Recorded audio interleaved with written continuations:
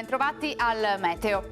Arriva un nuovo sistema perturbato. Nel mirino ci sarà il nostro territorio interessato ancora da frequenti temporali.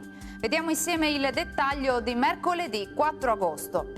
Sul Veneto il tempo peggiora fortemente, sarà infatti come vediamo una spiccatamente instabile, con molte nubi dappertutto e con piogge diffuse un po' su tutte le province della nostra regione. Attenzione perché non sono esclusi fenomeni anche violenti, con grandine e forti colpi di vento. Generale calo delle temperature, minime tra 16 e 19 gradi, valori massimi compresi invece tra i 23 e i 27 gradi. Ci spostiamo ora sul Friuli Venezia Giulia, anche qui tempo molto variabile, con cielo grigio e con precipitazioni un po' ovunque. Temperature minime tra 17 e 19 gradi, valori massimi oscillanti tra i 25 e i 28 gradi.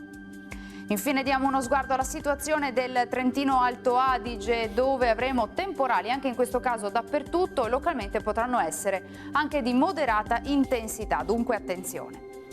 Temperature minime intorno ai 16-17 gradi, massime infine sui 25-26 gradi.